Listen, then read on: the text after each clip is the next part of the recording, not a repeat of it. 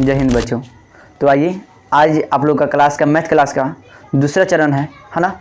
देखिए इससे पहले हमने बताए थे आपके कुल जो लेसन है, कितना लेसन है, 15 लेसन है ना। जो 15 लेसन है बच्चों, एक लेसन का नाम क्या है, वास्तविक संख्या। नंबर 2 का नाम क्या है, बहुपद है। नंबर 3 का नाम क्या है, दो चर वाले रैखिक युग्म समीकरण। नंबर 4 का नाम क्या है, द्विघात समीकरण। नंबर 5 का नाम क्या है, एपी करिए या उसको समांतर श्रेणी या श्रेणी करिए, है ना। नंबर 6 का नाम है त्रिभुज। नंबर 7 का नाम है निर्देशांक ज्यामिति। नंबर 8 का नाम है क्या है, मालूम है आप लोगों को, त्रिकोणमिति, है ना। और नंबर 9 का जो नाम है त्रिकोणमिति के कुछ अनुप्रयोग है। नंबर 10 का नाम है वृत्त और 11 नंबर का नाम है रचनाएं और 12 नंबर का नाम है पृष्ठीय वृत्त एवं संबंधित क्षेत्रफल है ना। उसके बाद में क्या है, इसके बाद में पृष्ठीय क्षेत्रफल एवं आयतन है। और नंबर 13 में क्या है, सांख्यिकीय है। और नंबर 15 में क्या है, प्रायिकता है ना। आप लोग को ऐसे यानी पूरा संपूर्ण लेसन को पढ़ना है। नंबर जो लास्ट है ना, सांख्यिकीय और प्रायिकता, ये सब काफ़ी आसान लेसन है ना। और ये जो लेसन है आपका काफ़ी हाईएस्ट नंबर उठाने वाला है ना। जैसे में आप लोग को जब हम शुरू से क्लास करा रहे हैं ना, आप लोग को पूरा लेसन का ही ध्यान रखना है ना। देखिए आज हम लोग का क्लास का जो सेकेंड जो क्लास है मेरा, और सेकेंड क्लास का आपका ये पूरा जो वीडियो होगा आपका पूरा लेक्चर के लिए, यानी पूरा आपको एक लेसन का पूरा जुनून भर देगा ना। यानी कि इस वीडियो को आप देखने के बाद में एक लेसन का आपका पूरा जो वास्तविक संख्या है, इसका पूरा आप लोग पूरा क्या बोलते हैं से एनर्जी जो है, एनर्जी आप लोग को अपने आप मिल जाएगा ना। और आप लोग प्रयास कीजिएगा से हम ये पूरा संपूर्ण लेसन को आधा से अधिक बिना लेसन में मेरे गया हुआ आप लोग बना लीजिएगा ना। चलिए तो ठीक है, स्टार्ट करते हैं। एक नंबर को सॉल्व करते हैं ना। देखिए आपका सबसे पहले जो नाम है, इसका नाम क्या है, परिमेय एवं अपरिमेय। तो सबसे पहले आप लोग को दिमाग में घटक रहा होगा भाई परिमेय क्या है, अपरिमेय क्या है ना। आप लोग पूरा सब्र रख कर पढ़िए, पूरा डिटेल से बताएंगे। यानी यहाँ से एक प्रश्न को करने के बाद में, लेक्चर के बाद में आपको एक भी किताब का परिमेय और अपरिमेय पहचानने में कोई दिक्कत नहीं होने देंगे हम, है ना। इतना हम वादा के साथ कहते हैं।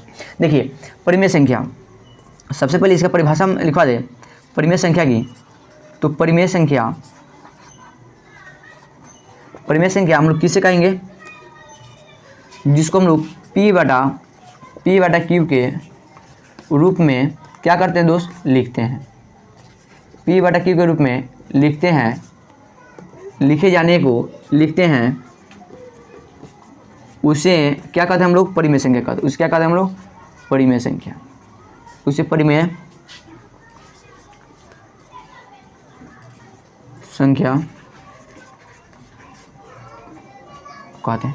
यानी कि परिमेय संख्या की जो बात है, तो P बटा Q के रूप में लिखते हैं, यानी लिखे जाने को क्या कहते हैं हम लोग, परिमेय संख्या। अब देखिए परिमेय संख्या जिसको जहाँ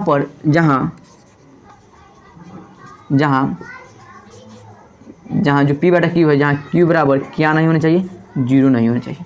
जहाँ Q बराबर क्या नहीं होना चाहिए, 0 नहीं होना चाहिए। यानी आप लोग इसको भी बोल सकते हैं परिमेय संख्या। देखिए P बटा Q के रूप में है और यहाँ पर Q बराबर क्या नहीं होना चाहिए, 0 नहीं होना चाहिए। अब देखो नंबर 2 में, अब देखो परिमेय संख्या की पहचान कैसे करें, पहचान कैसे करें,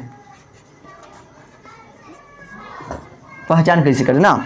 देखिए सबसे बड़ी बात यह है सिर्फ परिमेय संख्या आपका रूट में नहीं रहेगा।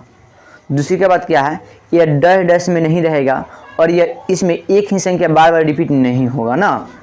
अब सुनिए, यानी जो परिमेय संख्या है दोस्त, इसमें यह संख्या रूट में नहीं रहेगा। जैसे रूट 5 हो गया, रूट 5 होगा अपरिमेय संख्या, या 6 रूट 5 बटा 3 ये होगा, क्या होगा आपका अपरिमेय संख्या। अब बोलिएगा, अभी आप जस्ट बोले हैं गुरुजी जो संख्या P बटा Q के रूप में हो, किस रूप में हो, P बटा Q के रूप में, क्या इसको तो हम लोग P बटा Q के रूप में लिख ही दिए, लेकिन क्या फिर भी अपरिमेय संख्या आप क्यों बोल रहे हैं ना। देखिए यहाँ पर परिमेय संख्या 6 है और रूट में क्या है, अपरिमेय संख्या है। बाटा में क्या है, 3 भी परिमेय संख्या है। तो परिमेय गुना अपरिमेय, परिमेय को जब अपरिमेय से गुना करेंगे ना दोस्त, आपका अपरिमेय संख्या प्राप्त होगा। क्या होगा, अपरिमेय संख्या। देखिए इसमें एक बूंद क्या है आपका, रूट 5 एक जौहर है। जो जौहर जब तक रहेगा आप कितनों भी परिमेय संख्या को उसमें गुना करते रहिए, वो आपका क्या होगा दोस्त, अपरिमेय संख्या ही होगा ना। इसलिए यहाँ पर 6 रूट 5 बटा 3 यह क्या होगा, आपका अपरिमेय संख्या ही होगा ना। यानी कि रूट 5 होगा अपरिमेय संख्या ना। इसके बाद में रूट 3 होगा अपरिमेय संख्या होगा। तो हमको अपरिमेय संख्या के बारे में नहीं ना जाना है अभी किसके बारे में जाना है, परिमेय संख्या के बारे में। तो देखो रूट 4 हो गया, आप यहाँ पर रूट 5 लिखे और यहाँ पर रूट 4 को बोलना है परिमेय संख्या होगा। देखिए ये परिमेय संख्या क्यों होगा, ये होगा। इसके बाद में रूट 4 बटा 5 एक बार परिमेय संख्या हो, क्यों, क्योंकि रूट 4 का मान कितना होता है जी, रूट 4 का मान 6 गुने 2 यानी रूट 4 का मान कितना होता है तो 2 होता है। अब बटा में क्या है 5, 6 दूना 12, 12/5। क्या इसमें कहीं रूट है? नहीं ना है। इसको आप लोग बोलिएगा परिमेय संख्या। देखिए जैसे में 6 माइनस रूट 23 अब बटा माइनस रूट 23। देखिए 6 प्लस रूट 23 माइनस रूट 23, जब आप लोग इसको तोड़िएगा तो 6 प्लस रूट 23 और माइनस रूट 23 जब कट जाएगा तो क्या बचेगा 6। तो 6 भी आपका क्या है? परिमेय संख्या है ना। जब आपका 6 जो परिमेय संख्या है दोस्त, तो अब इसके बाद में देखा जाए, देखिए फिर अब यहाँ पर अब हम लोग अपरिमेय संख्या के बारे में जानेंगे। देखिए अब नंबर 2 में देखिए अपरिमेय संख्या।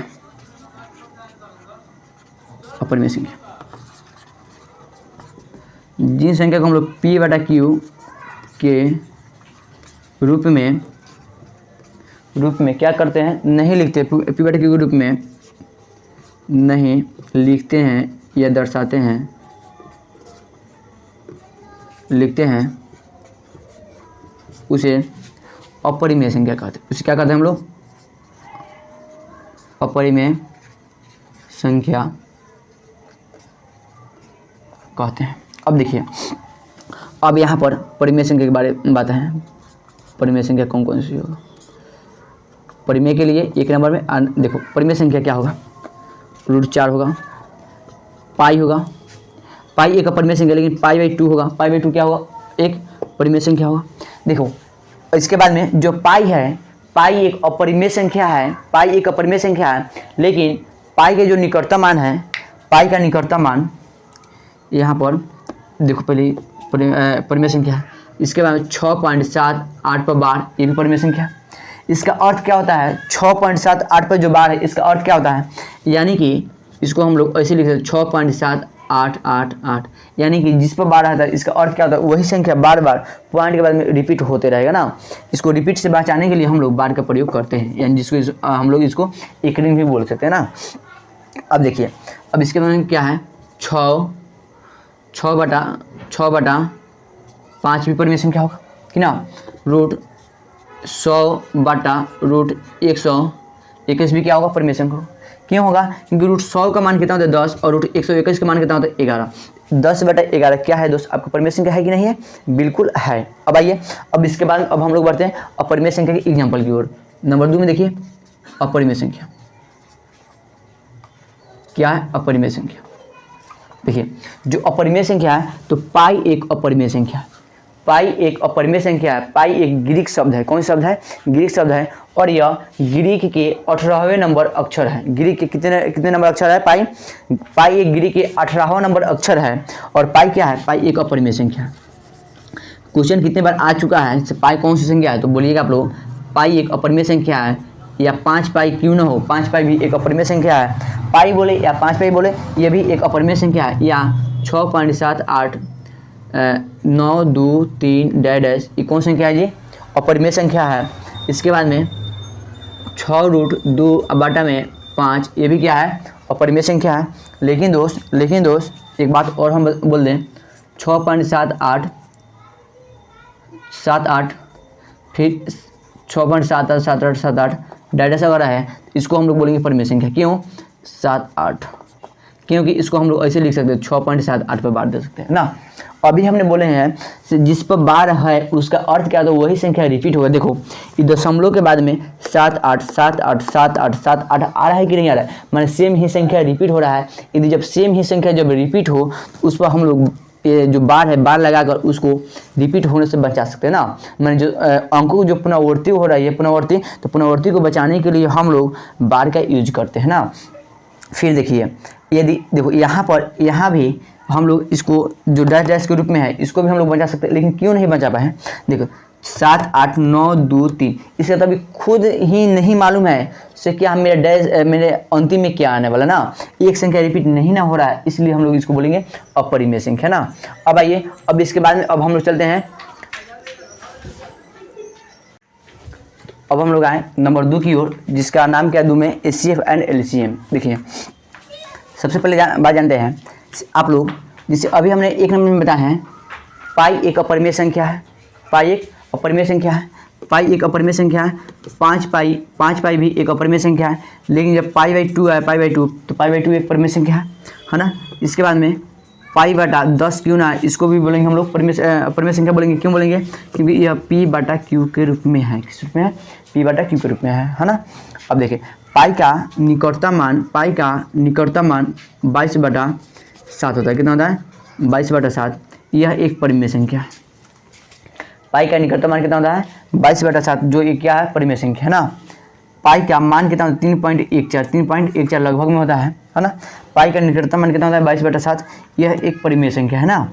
अब आइए अब इसको देखते हैं। लेकिन पाई एक अपरिमेय संख्या है, लेकिन पाई का जो निकटतम मान होता है 22/7, यह एक परिमेय संख्या होता है। पाई का मान कितना होता है? तो 3.14 लगभग होता है। आइए नंबर 2 की ओर। नंबर 2 में क्या है? HCF and LCM। देखिए HCF एंड LCM, तो देखो HCF को हम लोग बोलते हैं, सबसे पहले यहाँ पर लिखवा देते हैं। HCF का अर्थ होता है मॉस। क्या होता है? मॉस। और LCM क्या है? LCM को बोलते हैं हम लोग लॉसा। क्या बोलते हैं? लॉसा। यानी कि इसको बोला जाए तो हाईएस्ट कॉमन फैक्टर, और इसको बोला जाए तो लोएस्ट कॉमन मल्टीपल ना। LCM को हम लोग बोलते हैं लोएस्ट कॉमन मल्टीपल, और इसको बोलते हैं हाईएस्ट कॉमन फैक्टर ना। इसका HCF का आप लोग पूरा नाम जानेंगे कि हाईएस्ट कॉमन फैक्टर होगा, और इसका लोएस्ट कॉमन मल्टीपल। यानी कि अब मौसम को भी हम लोग पूरा नाम क्या है? तो महत्तम क्या है? महत्तम सामा परिवर्तक। क्या है? सामा परिवर्तक। और लघुत्तम लसा का पूरा नाम क्या है? लघुत्तम सामा परिवर्तक। इसका है महत्तम सामा परिवर्तक, इसका है लघुत्तम सामा परिवर्तक ना। अब देखिए जब HCF और LCM की जब बात आएगा तो आपको दिमाग में रखना चाहिए, अच्छा हाईएस्ट कॉमन फैक्टर और लसा का बोलेंगे लोएस्ट कॉमन मल्टीपल। मौसा का मौसा को पूरा नाम क्या है? तो महत्तम सामा परिवर्तक, और लसा का पूरा नाम क्या है? तो लघुत्तम सामा परिवर्तक। क्या यहाँ तक मालूम है आप लोग को? आइए अब इसके बाद में इसका कुछ सूत्र होता है जिसको हम सूत्र को लिखते हैं। देखिए इसका जो क्या क्या सूत्र है उसको हम व्याख्या करते हैं आप लोग के सामने। देखिए यहाँ पर है HCF गुणे LCM बराबर, इसको बोलेंगे पहली संख्या। क्या बोलेंगे इसको? पहली संख्या गुणे दूसरी संख्या। एक को बोलेंगे पहली संख्या, दो को बोलेंगे दूसरी संख्या। फिर ध्यान दीजिए अब यहाँ पर HCF बराबर क्या होगा? तो पहली संख्या गुना दूसरी संख्या बटा में यहाँ पर LCM है ना, लिख देंगे यहाँ पर LCM ना। नंबर 3 में ध्यान देंगे, यहाँ पर LCM को लेंगे LCM बराबर क्या होगा? तो पहली संख्या गुना दूसरी संख्या बटा में HCF। क्या होगा? HCF। नंबर 4 के लिए आया जाए, नंबर 4 के लिए तो पहली संख्या बराबर क्या होगा? पहली संख्या तो यानी मौसा गुने लस बटा दूसरी संख्या, HCF गुना LCM बटा में क्या होगा? दूसरी संख्या। नंबर 5 की ओर अगर आया जाए तो दूसरी संख्या बराबर क्या होगा? तो HCF गुने LCM बटा पहली संख्या। अब सुनिए अब यहाँ पर बात आता ही है दोस्त, क्या इसको सिर्फ लिखना जरूरी है? क्या नहीं दोस्त, लिखने के साथ साथ इसको याद भी करना जरूरी है। और आप लोग कैसे याद कीजिएगा, अब हम इसको बता रहे हैं आप लोग को कैसे याद करना है। देखिए क्या इतना बात हम बता चुके हैं, यदि बराबर के माइनस है और बराबर जब होने जाएगा तो क्या होगा? प्लस होगा। यदि बराबर के प्लस से बराबर को होने जाएगा तो क्या होगा? माइनस होगा। यदि बराबर के गुना है बराबर को होने जाएगा तो क्या होगा? भागा होगा। बराबर के नहीं भागा है, यदि बराबर को होने जाएगा तो क्या होगा? गुना होगा। देखिएगा अब यहाँ पर HCF गुने LCM बराबर क्या होगा? पहली संख्या गुने दूसरी संख्या ना। आप लोग यहाँ पर HCF को रख रहे हैं और पहली संख्या गुना दूसरी संख्या जब यहाँ पर रखिएगा और LCM को जब फ्री कीजिएगा तो कहाँ आएगा? बटा में आएगा ना। क्यों? क्योंकि यहाँ पर गुना में क्या है? LCM है ना। जब गुना जब आप लोग फ्री कीजिएगा तो बटा में आएगा ना। फिर ध्यान दो यहाँ पर आप लोग LCM को एक बार रखिए, एक बार HCF का रखें तो एक बार अब LCM को रखना है। तो LCM बराबर क्या होगा?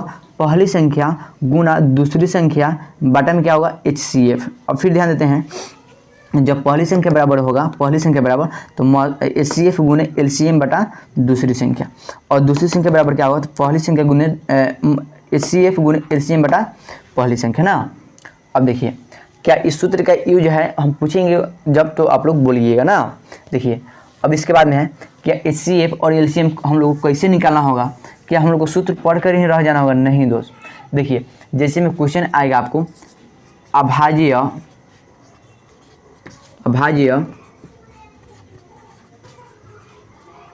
गुणनखंड विधि से क्या निकालना है, HCF और LCM निकालना है। HCF और क्या निकालना है, LCM ज्ञात कर। क्या क्या निकाला है, HCF और LCM निकाला है। और वो किस विधि से निकाला है दोस्त, तो अभाज्य गुणनखंड विधि से HCF और LCM निकाला है। देखो जैसे मान ले 80 है और यहाँ पर 60 है, 80 और 60 का आपको क्या बोलते हैं, अभाज्य गुणनखंड विधि से क्या क्या निकाला है, HCF और LCM। तो सबसे पहले ध्यान दो, अभाज्य गुणनखंड का ऐसे होता है ना। देखो गुणनखंड होता है 3 प्रकार के। कितने प्रकार के होते हैं गुणनखंड, 3 प्रकार के होते हैं। एक होता है अभाज्य गुणनखंड, नंबर 2 होता है गुणनखंड वृक्ष, और नंबर 3 में होता है समपरिवर्तक गुणनखंड ना।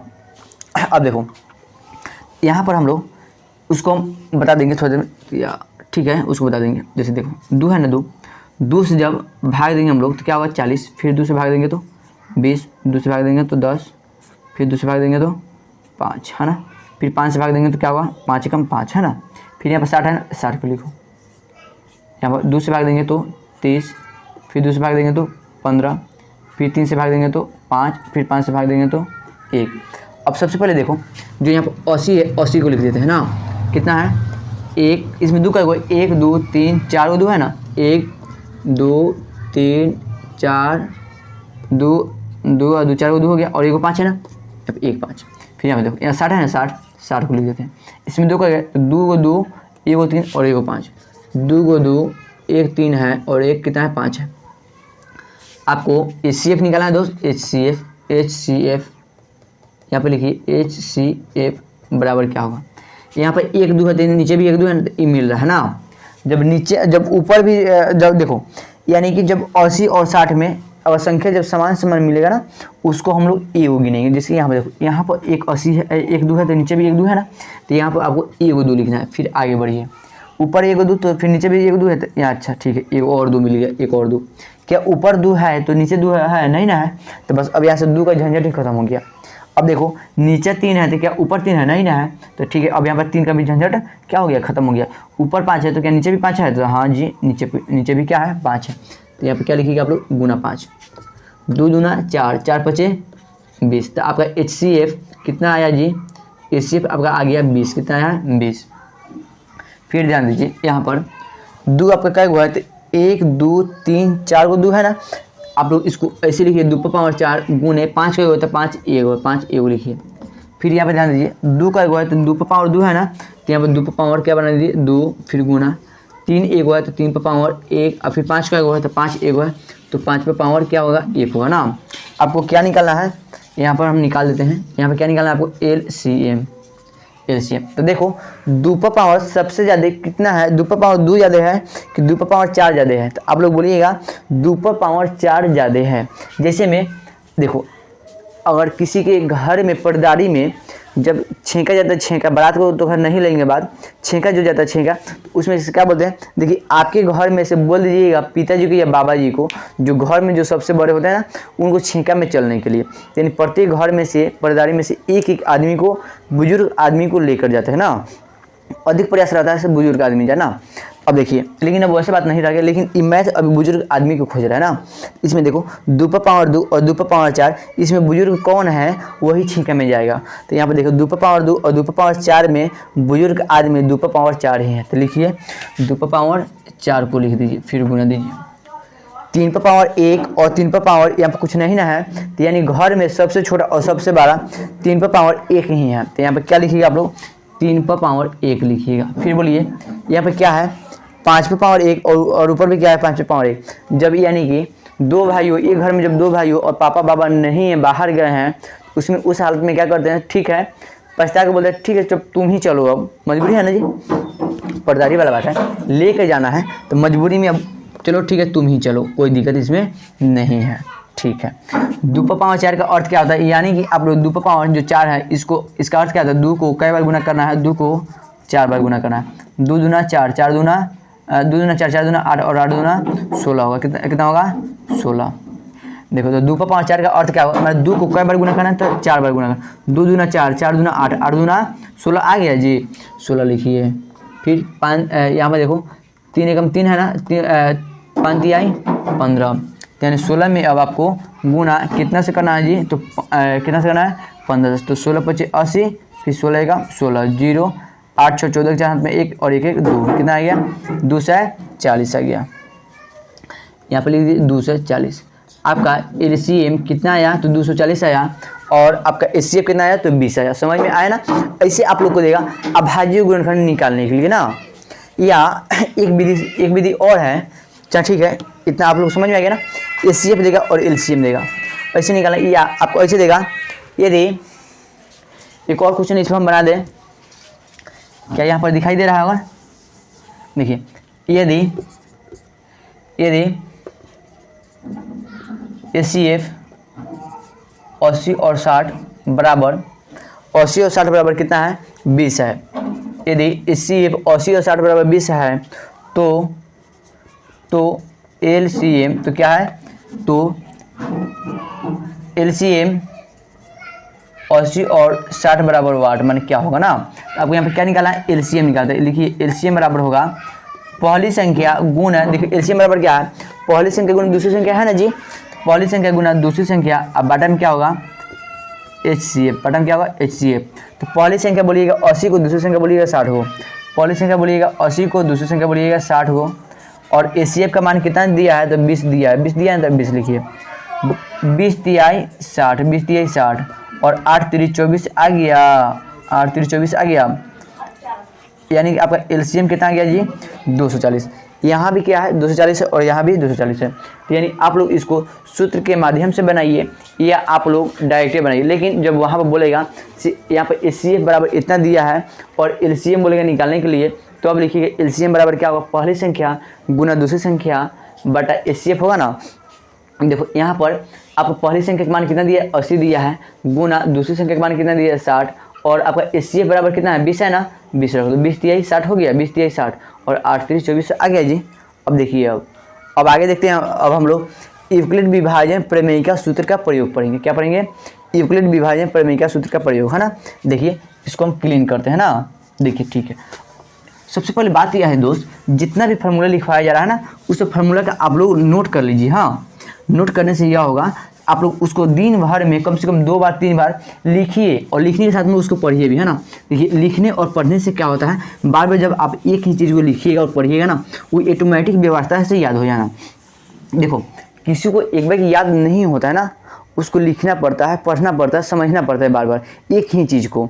जैसे मान लें यदि क ख आप लोग को नहीं भूले होइएगा, जानते क्यों, क्योंकि आप लोग क को बहुत बार पढ़ लीजिए ना, क को पढ़ लीजिए, ख को पढ़ लीजिए, ग को पढ़ लीजिए, माने आप लोग क ख का ABCD पढ़ा बहुत कम भी ज़्यादा बोलता है ना।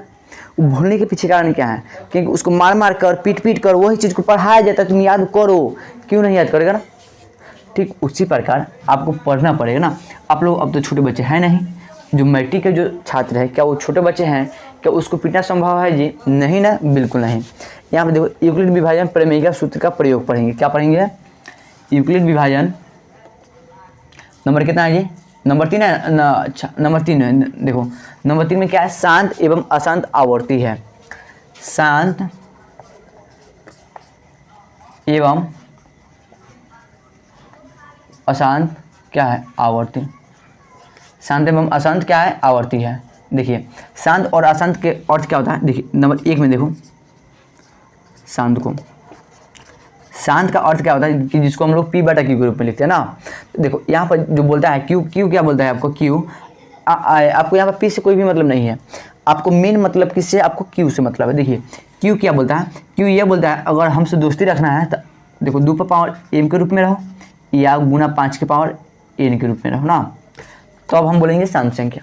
शांत का आप लोग सटीक में यही याद रखिएगा कि शांत का जो Q है, Q की जगह पर, Q के स्थान पर क्या होना चाहिए, 2 और 5 के रूप में होना चाहिए, भले ही उसका घात कितना हो क्यों ना हो। जैसे 2 पर पावर क्या है, m है, तो यानी आप लोग 2 पर पावर 10 रखिए, 5 पर पावर n है ना, 5 पर पावर 2 को रखिए, ये संख्या क्या होगा, शांत होगा, है ना। देखिए अब हम इसको एग्जाम्पल के माध्यम से बताते हैं। जैसे 6 बटा 2 पर पावर 2 अब गुने 5 है, तो क्या होगा, शांत होगा। देखो शांत के लिए जो Q है जैसे 8 बटा 5, सिर्फ 5 रहे Q की जगह पर, या 2 रहे, या आपका 2 और 5 दोनों रहे, समझे। अगर शांत लाना है तो आपको बाटा में जो क्यू है, क्यू की जगह पर 2 रहे, 5 रहे, 2 रहे, या 2 और 5 दोनों रहे। यदि जब क्यू की जगह पर 2 रहेगा, 5 रहेगा, या 2 और 5 जब दोनों रहेगा ना, तो उसको हम लोग क्या बोलेंगे दोस्त, शांत बोलेंगे। क्या बोलेंगे, इसको शांत बोलेंगे। लेकिन जब अशांत की जब बात आएगा, अशांत की बात, अशांत में आपका क्या होगा, अशांत में क्या होगा, जो या 2 और जो बाटा में है, बाटा में 2 और 5 के रूप में नहीं रहेगा ना।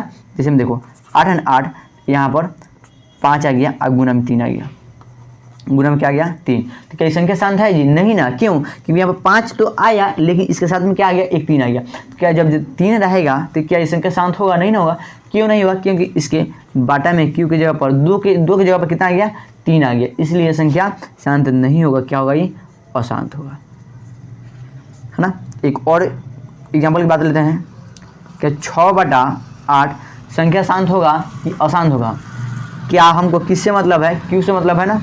क्यू की जगह पर कितना है, 8 है। आपको कितना चाहिए था, 2, 5 या सिर्फ 5 या सिर्फ 2 या 2 और 5 दोनों चाहिए था ना। लेकिन यहाँ पर कितना आ गया, 8 आ गया। तो क्या जब 8 आया तो आप लोग एक बार नहीं बोल सकते कि यह संख्या होगा या नहीं होगा।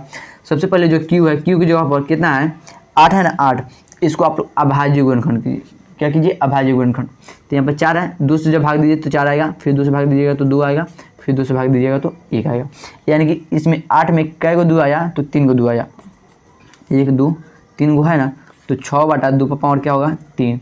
इसको क्या बोलेंगे हम लोग, शांत बोलेंगे। क्या बोलेंगे, इसको शांत बोलेंगे। क्यों बोलेंगे, क्योंकि ये 2 का पावर 3 आ गया ना, यहाँ पर स्पष्ट तो बोल रहा है 2 का पावर 3 आ गया, इसको हम लोग क्या बोलेंगे, शांत बोलेंगे ना। देखो क्या ये बात समझ में आया आप लोग को। यदि 2 पावर 5 और 2 पावर m और 5 पावर जब n रहेगा ना, उसको बोलेंगे हम लोग शांत बोलेंगे। क्या बोलेंगे, शांत बोलेंगे ना। और देखो जैसे 6/8 देखने में तो अशांत के जैसे बिहेव कर रहा था ना, लेकिन जब इसको देखिए आप लोग, किसी को भी कितनों भी घमंडी आदमी क्यों ना हो, जब उसको प्रेम से बैठाकर कुछ प्यार की बातें बोलिएगा ना, तो आपको प्यार की जाने पग हिल ही जाता है ना। उसको मीठा स्वर सुनाइए, उसको अच्छी अच्छी बातें समझाइए ना, धीरे धीरे उसको मजबूरन उसको वो अपना टिटियापन वाला रास्ता छोड़कर आपका मधुरता वाला रास्ता में आ ही जाएगा। ठीक उसी प्रकार हम लोग एक बार देखकर एक ही अंदाज में पहली बार पढ़कर इसको नहीं आंक सकते हैं कि संख्या क्या होगा, शांत होगा कि अशांत। इसको सबसे पहले इसको नज़दीकी जाइए और नज़दीकी जगह देखिए इसका क्यू की जगह पर कितना है, तो 8 है। अब आप 8 का क्या कीजिए, अभाज्य गुणनखंड कीजिए और देखिए क्या अब उसका गुणनखंड 2 और 5 के रूप में है या नहीं, है ना। और कभी कभी स्थिति में आप लोगों को क्या करना पड़ता है, जो ऐसी जैसे में 18/36 है, क्या है 18/36 है। क्या इसको अब इस स्थिति में आपको क्या करना पड़ेगा, 18 जो 36 है, 36 जब अभाज्य गुणनखंड कीजिएगा ना, कितना आएगा, 2 से 18, फिर 2 से कितना आएगा, 2 से कितना आएगा जी 9, फिर 3 से 3 ना, फिर 3 से 1 आएगा। तो यानी कि 18 के 18 लिख दिए। और क्या 2 को 2 और 2 को 3 है, 2 को 2 और 2 को 3 है। क्या हम लोग 18 को 18 और इसको कैसे लिख सकते हैं, क्या अभी संख्या शांत होगा, देखने में तो नहीं लग रहा है ना, लेकिन संख्या शांत होगा। जानते हैं क्यों, क्योंकि यहाँ पर 3 से 18 कटेगा कदा में, 3 से 18 14 में, फिर 3 से कटेगा ही 2 में, 3 दूना 6, यानी कि 3 से कटेगा 14 में, फिर 3 से कटेगा 2 में, 3 छक 18, 6, 3 दूना 6, है ना। यानी कि क्या आया, ऊपर 2 है और नीचे का 2 है, 2 को 2 है, नीचे का 2 है 2 और ऊपर का 2 बचा 1 को 2, 1 को 2 से 1 को 2 खत्म हो जाएगा, यानी 1/2 आया। तो नीचे हमको क्यू की जगह पर क्या चाहिए था, 2 चाहिए था ना, 2 रहे या 5 रहे या 2 और 5 दोनों रहे। तो आपका यहाँ पर कितना आया जी, 2 आया। तो संख्या क्या होगा जी, शांत होगा। क्या होगा, शांत होगा। समझ में आया ना। अब आइए, अब हम लोग चलते हैं किसके ओर, यूक्लिड विभाजन प्रमेय की ओर चलते हैं। तो देखिए अब नंबर 4 की ओर अब हम लोग आ गए हैं, जिसका नाम क्या है, यूक्लिड विभाजन प्रमेयिका सूत्र का प्रयोग। नंबर 4 का नाम क्या है, यूक्लिड विभाजन प्रमेयिका सूत्र का प्रयोग। देखिए यूक्लिड विभाजन प्रमेयिका सूत्र क्या कहता है, इसे हम लोग और नामों से भी जान सकते हैं। इसे यूक्लिड विभाजन एल्गोरिथम बोले, या इसको लेमा सूत्र भी हम लोग कह सकते हैं ना। यदि आप लोग को इतना नाम नहीं याद है, यूक्लिड विभाजन प्रमेयिका नहीं कहने आ रहा है, इसको हम लोग यूक्लिड विभाजन के विभाजन और यहाँ पर प्रमेयिका की जब एल्गोरिथम भी हम लोग बोल सकते हैं ना। या अगर इतना भी नहीं कहने आ रहा तो इसको लेमा सूत्र के नाम से जान सकते हैं। किस नाम से? लेमा सूत्र। यूक्लिड विभाजन बोलिए, यूक्लिड विभाजन प्रमेयिका बोलिए, या यूक्लिड विभाजन एल्गोरिथम बोलिए, या इसको लेमा सूत्र के नाम से भी हम लोग क्या कर सकते हैं, जान सकते हैं। देखिए या जैसे में क्या होता है, ए बराबर B Q plus R. Euclid विभाजन प्रमेयिका सूत्र क्या होता है, ए बराबर B Q plus R, A बराबर बी क्यू प्लस आर। देखिएगा यहाँ पर जैसे में यहाँ पर एक भाग दिया हुआ है, जिससे में आप लोग बच्चे में पढ़े होइएगा, भाग बनाए और जांच करें। क्या करें? भाग बनाए और जांच करें। तो ठीक वही है, उसी का ही दूसरा रूप है यूक्लिड विभाजन प्रमेयिका सूत्र। जैसे यहाँ पर हमको 8 से बोला गया है भाग देने के लिए 12 में, 8 से जब 12 में जो भाग दीजिएगा तो 8 एकम 8 होगा, तो शेषफल क्या आएगा? 4 आएगा। देखिए 8 को हम लोग बोलेंगे भाज्य, क्या बोलेंगे? 8 को भाजक, और 12 को बोलेंगे भाज्य, क्या बोलेंगे? भाज्य। और क्या जो यहाँ पर कितना है? 1 है, 1 को बोलेंगे भागफल, जो आपका शेष आएगा उसको बोलेंगे शेषफल। भाजक को यूक्लिड विभाजन प्रमेयिका सूत्र के विधि से इसको बी बोलते हैं। क्या बोलते हैं? बी बोलते हैं। और भाजक को क्या बोलते हैं? भाजक को हम लोग बोलते हैं ए। क्या बोलते हैं हम लोग? ए बोलते हैं। भागफल को बोलते हैं आर। क्या बोलते हैं? आर। और भागफल को बोलते हैं क्यू। क्या बोलते हैं इसको? क्यू। और शेषफल को क्या बोलते हैं हम लोग? आर बोलते हैं। क्या बोलते हैं हम लोग शेषफल को? आर। सुनिए, भाजक को बी, भाज्य को ए, और भागफल को क्यू, शेषफल को आर। यानी कि ए बराबर बी क्यू प्लस आर, यानी कि भाज्य बराबर भाजक गुणे भागफल प्लस में क्या होगा? शेषफल होता है।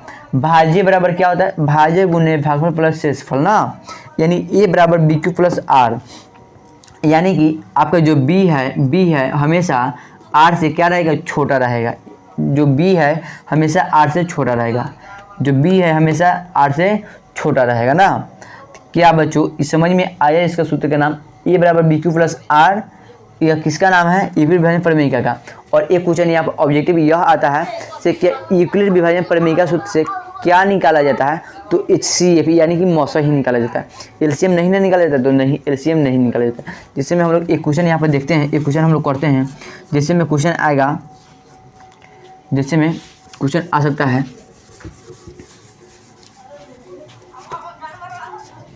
जैसे में एक क्वेश्चन दे रहा है 18 और 20 का HCF यूक्लिड विभाजन प्रमेयिका विधि से ज्ञात करें। क्या करें? ज्ञात करें। 18-20 का आपको HCF निकालना है, वो किस विधि से? तो यूक्लिड विभाजन एल्गोरिथम विधि से ना। यानी कि यूक्लिड विभाजन प्रमेयिका विधि या यूक्लिड विभाजन एल्गोरिथम विधि से। यहाँ पर क्या लिखेंगे हम लोग? सोल्व, SOLVE, क्या लिखेंगे? सोल्व ना। देखिए यहाँ पर क्या निकालना है आपको? 18 और 20 का HCF निकालना है। क्या निकालना है? यहाँ पर आपको HCF निकालना। कितने कहते हैं? 18 और 20 का क्या होगा? ये वाट होगा ना, है ना। अब देखिए यहाँ पर आपको किस विधि से निकालना है? यूक्लिड विभाजन प्रमेयिका विधि से। तो लिखियो यूक्लिड विभाजन प्रमेयिका विधि। क्या इसका सूत्र भी होता है? जी बिल्कुल सूत्र होता है। क्या सूत्र होता है? सूत्र होता है ए बराबर B Q plus R, A बराबर बी क्यू प्लस आर होता है। अब देखो यहाँ पर आप लोग को एक छोटा सा चिन्ह पार देना है, और यहाँ पर 18 और 20 का यहाँ पर लिखिए बोले रफ। क्या निकालना है? क्या लिख देना है? रफ। और 18 और 20 का पुरानका विधि से आपको मौसा निकालना है। 18 एकम 18, शेषफल क्या होगा? 2। अब पता है कि घर के बाहर कौन भटक रहा है? घर के भीतर में 20 है, और घर के और अंदर में क्या है? 1 है। और घर के बाहर कौन भटक रहा है? तो 18। इसको लिए आप घर के अंदर ले आके क्या किया जाए? बंद किया जाए। 2 नवा 18, 2 नवा 18, कट गया पूरा। यानी कि इसका HCF कितना आ गया जी? तो 2। HCF कितना आ गया? 2 आ गया। 2 क्या बन गया? नहीं बना अभी। देखिए इसमें हम लोग बी जो बीच में है, बीच में इसको बोलेंगे हमेशा ए। क्या बोलेंगे? हमेशा ए। जो भी बीच में है, जैसे यहाँ पर ई बीच में है और यहाँ पर ये 18 जो है 18 बीच में, और बीच के जो बायां साइड में बीच के बायां साइड को बोलेंगे हम लोग बी। क्या बोलेंगे हम लोग? बी। और बीच के जो दाहिने साइड में रहेंगे उसको बोलेंगे क्यू। जो सबसे नीचे रहेगा बीच वाला के उसको बोलेंगे हम लोग आर। तो बोलिएगा ए का मान कितना है? तो 20 है। कितना है? 20। बी का मान कितना है? तो यानी कि ए के बायां साइड में रहेगा तो आपका कितना है? 18 गुना, और बीच वाला के दाहिने साइड में रहेगा आपका क्यू, तो कितना है? 1 प्लस इसके नीचे कितना है? आर का मान तो कितना है? 2 है। अब फिर देखिए, अब यहाँ पर आपका, अब इसको मिटाइए, हटाइए। फिर अब यहाँ पर एक बीच है ना, तो बीच में आपको कितना लिखा है? 18 है। 18 को बोलेंगे ए। क्या बोलेंगे? 18 को ए बोलेंगे। और 18 के बायां साइड में कितना रहेगा? तो 2 रहेगा। 2 है तो इसको बोलेंगे बी। क्या बोलेंगे? बी। तो यहाँ बी है ना, बी बोल देंगे। गुना, गुना लिख दिए, गुना हो गया है। और क्यू का मान कितना है? क्यू का मान 9 है। कितना है? 9 है। सेसफल का मान कितना है? आया यहाँ पे 0 आ गया। यहाँ पर चिन्ह पारिए फ्रेश और लिखिए HCF बराबर कितना है? 2 है ना, 2 लिखिए। सर आंसर आ गया। समझ में आया ना? ऐसे आप लोगों को बनाना पड़ेगा। आइए अब हम लोग यूक्लिड विभाजन के बाद में अब हम लोग आते हैं अभाज्य गुणनखंड के बारे में। कहाँ आते हैं? अभाज्य गुणनखंड। लिख लिए होइएगा आप लोग। देखिए नंबर जो 5 में है, नंबर 5 का नाम क्या है? यूक्लिड अभाज्य गुणनखंड है ना। अब ज़्यादा टाइम नहीं लगने वाला है दोस्त। कि समझ में आ रहा है ना इस बात कि पढ़ने के बाद में, लेक्चर लेने के बाद में आप लोग को खुद अपने आप से पूरा लेसन बनने का है ना। देखिए नंबर 5 में क्या है? अभाज्य गुणनखंड। अभाज्य गुणनखंड। देखिए अभाज्य गुणनखंड क्या है जी? जिसमें देखा 180 के अभाज्य गुणनखंड में 2 की अधिकतम घात क्या है? यह क्वेश्चन आपको ऑब्जेक्टिव के लिए ना। 180 के अभाज्य गुणनखंड में 2 की अधिकतम घात कितना होता है? जैसे देखो 2 से दे दो 90 होगा, 2 से दे दो 45 होगा, 3 से दे दो 15 होगा, फिर 5 से लगाओ कितना होगा? 3 होगा, है ना। या अभी इसमें 3 से लगेगा, 3 से लगा दो 5 हो जाएगा, फिर हम 5 से लगा दो कितना होगा? 1 होगा। 180 है ना, 180। क्या पूछे हैं? 180 के अभाज्य गुणनखंड में 2 की अधिकतम घात कितना होगा? देखो यहाँ पर कितना है? कई 2 है? तो 2 को 2 है। 3 का 2 है, 2 को 2 और 3 भी 2 है, 5 1 है, 2 को 2, 2 को 3 और 5 1। इसमें 2 की अधिकतम घात 2 लिखिएगा, चूँकि 2 की अधिकतम घात, 2 की अधिकतम घात कितना है जी? तो 2 है। तो यहाँ पर लिखिए 2 हो गया ना। ठीक है, आइए अब इसके बाद में अब हम बस ऐसे ही सवाल आएगा आपको आपकी बुक में। नंबर 6 की ओर आइए। नंबर 6 की ओर यह अगर पूछेगा 180 के अभाज्य गुणनखंड में 3 की अधिकतम घात कितना है? तो 2 है। 5 की घात कितना है? तो 1 है। यह अगर पूछेगा 180 के अभाज्य गुणनखंड में 4 की अधिकतम घात कितना है? तो क्या इसमें 4 है? नहीं ना है। तो बस लिखिएगा क्या? 4 की अधिकतम घात, 4 की अगर 4 के लिए आएगा तो 4 की अधिकतम घात बराबर 0, क्योंकि इसमें 4 है या नहीं, तो इसमें 0 मार दीजिए। नंबर 6 की ओर आइए। नंबर 6 क्या बोला है? स्वाभाज्य। क्या है? स्वाभाज्य। स्वाभाज्य क्या? जो स्वाभाज्य है दोस्त, स्वाभाज्य सबसे पहले देखो स्वाभाज्य संख्या कहेंगे किसे? स्वाभाज्य आपका क्या है? स्वाभाज्य यानी कि वैसी संख्या जिसका HCF कितना हो, जिसका HCF आपको 1 आता है। कितना आता है? 1 आता है। वैसी संख्या जिसका HCF कितना है? 1 है, उसको क्या बोलेंगे हम लोग? स्वाभाज्य गुणनखंड, या 1 को स्वाभाज्य गुणनखंड बोलेंगे। अब देखिए जैसे में 18 और 25 का 18 और 25, जैसे में 18 और 25 का HCF निकालें। क्वेश्चन नंबर यहाँ पर क्वेश्चन नंबर दे दें 18 और 25 का क्या HCF? को क्या कर रहा है सब? हाला मत करो, आराम से करो। देखिए 18 और 25 का HCF निकालना है ना, और देखना है क्या इस स्वाभाज्य है कि नहीं है ना। इसको हम लोग देखेंगे। जो 18 और 25 है 18 कम 18 कितना आएगा 7 आएगा। फिर घर के बाहर कौन भटक रहा है 18 ना भटक रहा है, इसको घर के अंदर लाओ 7 दूना 14। फिर यहाँ पे देखो 18 में से 14 घटेगा तो 4, फिर यहाँ पर 7 4 कम 4 कितना होगा 3। फिर यहाँ पर घर के बाहर कौन भटक रहा है तो 4 है, तो इसको फिर घर के अंदर लिया बंद करो 3 कम 3। 4 में से 3 घटे तो 1, फिर इसको घर के अंदर लिया बंद करो 1 3 3। क्या समझ में आया? क्या समझ में आया जी? क्या इसका HCF कितना होगा 1 होगा, कितना होगा 1 होगा। इसका HCF कितना होगा जी 1 होगा, है ना। देखिए यानी कि जो जिसके पहले से करता है ना उसी को हम लोग क्या बोलते हैं, इसका अभाज्य गुणनखंड, उसको क्या बोलते हैं हम लोग स्वाभाज्य संख्या बोलते हैं ना। यानी कि जिसके पहाड़े से कटेगा ज़्यादा में कटेगा ना उसको बोलते हैं हम लोग HCF बोलते हैं। तो ये 1 के पहाड़े से कट रहा है ना, मैंने 1 से 3 में कटेगा, ये क्या होगा तो इसका 1 के पहाड़े से पूरा कट गया ना, तो इसको बोलेंगे 1 ना। 1 से गुना करेंगे तो ये 1 से पूरा कट जाएगा। देखिए तो यानी कि यह जो 18 और 25 का जो हम लोग HCF निकाले हैं, तो इसका HCF कितना है 1। तो जिसका HCF 1 आ जाए उसको क्या बोलेंगे हम लोग स्वाभाज्य गुणनखंड बोलेंगे ना। और देखो नंबर 7 में जो है दोस्त, नंबर 7 की ओर, तो नंबर 7 में क्या है सिद्ध करने वाला। तो सिद्ध करने वाला आपका किस प्रकार से क्वेश्चन आ सकता है, कौन कौन से क्वेश्चन रहेगा नंबर 7 की ओर आते हैं।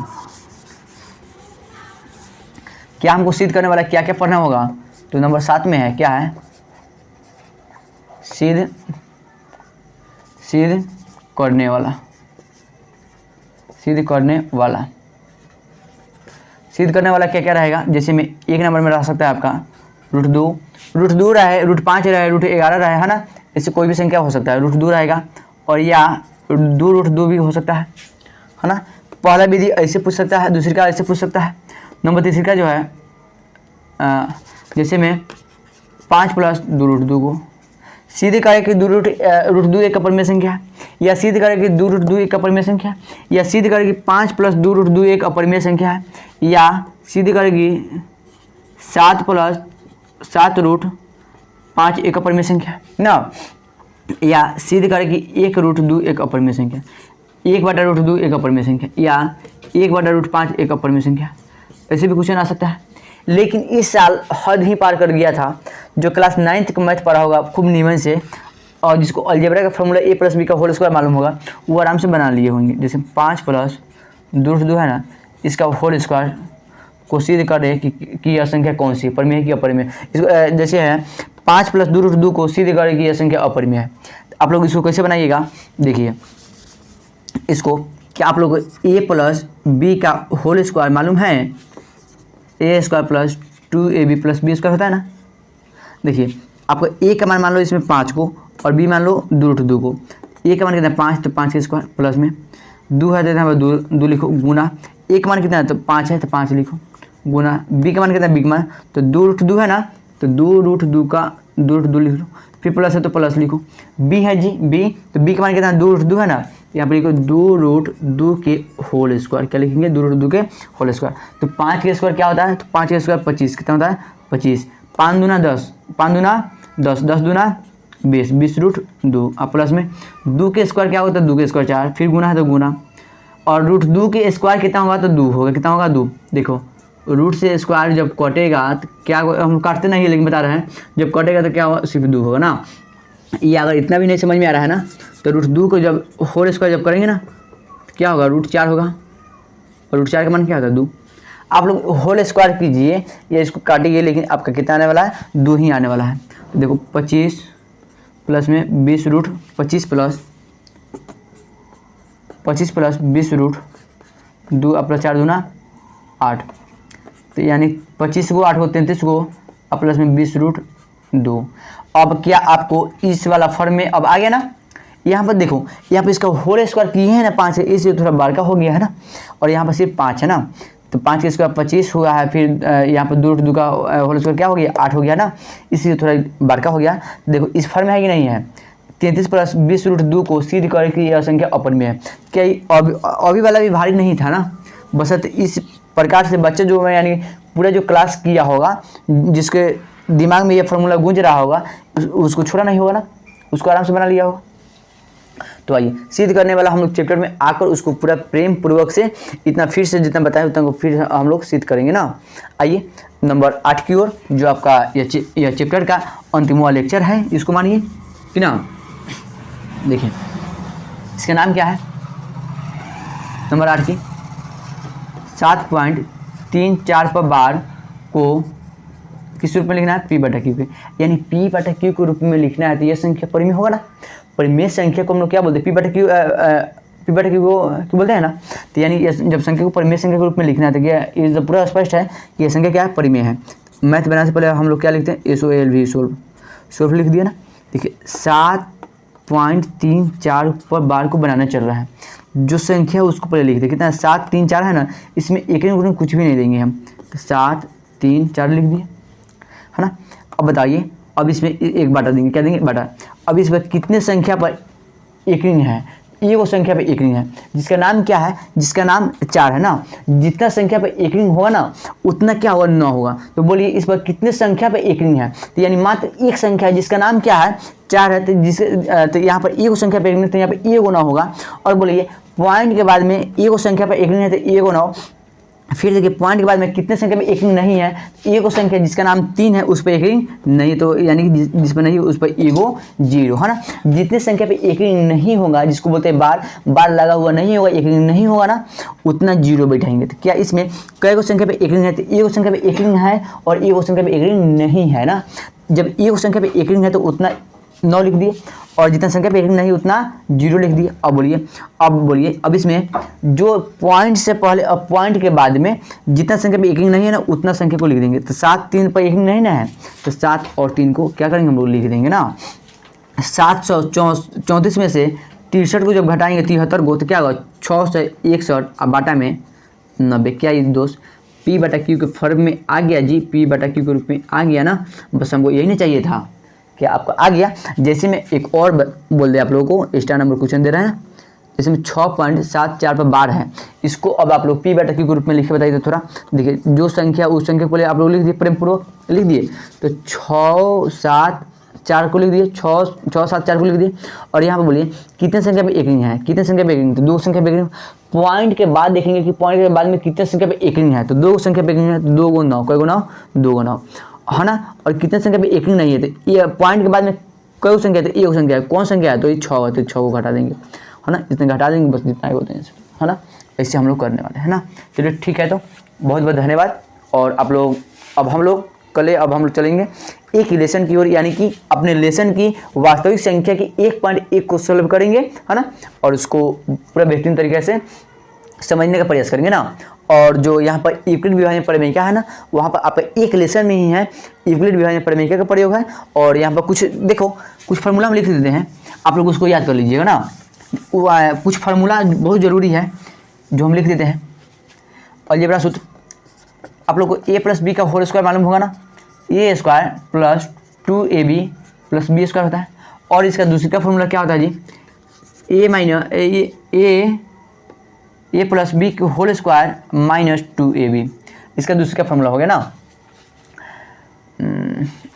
नहीं a - b का होल स्क्वायर, a प्लस, एक मिनट रुकिए थोड़ा, यहाँ पे क्या होगा, एक मिनट रुकिए, a - b का होल स्क्वायर + 4ab है ना।